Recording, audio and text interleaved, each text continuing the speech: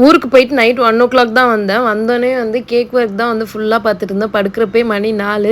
திருப்பி மார்னிங் எந்திரிச்சு என்னால முடிஞ்ச அளவுக்கு ஒரு சிம்பிள் லஞ்ச் வந்து என் பையனுக்கு வந்து ரெடி பண்ணியிருந்தேன். லஞ்சுக்கு வந்து லெமன் ரைஸும், பாயில்டு எக்கும் வந்து வச்சிருந்தேன். ஸ்நாக்ஸுக்கு சுண்டலும், ஜூஸும் வந்து வச்சிருந்தேன்.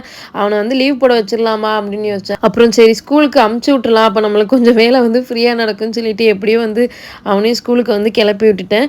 கிளப்புனதுக்கு அப்புறமாட்டி வந்து 10:30க்குலாம் வந்து வென்யூ செட்டப் போக வேண்டியது இருந்துச்சு. ஸோ அதனால வேகமா வந்து அதிராம்பட்டினம் ரிச் வே ஹோட்டலுக்கு தான் வந்து போயிருந்தேனே. கேக் ஒர்க் வந்து வெறும் ஐசிங் பண்ணதோட மட்டும்தான் வந்து ஹாலுக்கு எடுத்துட்டு போயிருந்தேனே. எந்த டிசைன் ஒர்க் எதுவுமே வந்து டச் பண்ணவே இல்ல. அங்க போய் தான் வந்து நேம் பிளேஸ் பண்றது, ஃபாக்ஸ் பால், பட்டர்ஃப்ளைஸ் இது எல்லாமே போய் அங்க தான் வந்து பண்ணியிருந்தேனே நானு. ஏன்னா எனக்கு சுத்தமா டைமே இல்ல. என் மைண்ட்ல என்ன இருந்துச்சுன்னா, கஸ்டமர் சொன்ன டைம்க்கு அங்க போயிடணும். போயிட்டு நம்ம வந்து பொறுமையா வந்து அங்க போய் டிசைன் ஒர்க்லாம் வந்து அவங்களுக்கு முடிச்சு குடுத்துடலாம் அப்படின்ற கான்செப்ட்ல தான் வந்து போனோம். அங்க போய் எனக்கு டைமும் இருந்துச்சு. லேட்டா தான் வந்து கேக்கும் கட் பண்ணாங்க.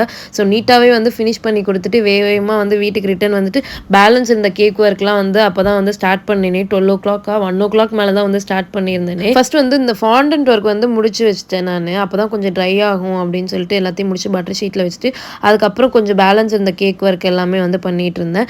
இந்த வீடியோ பிடிச்சிருந்தா மறக்காம லைக் பண்ணுங்க, சப்போர்ட் பண்ணுங்க. பாய்.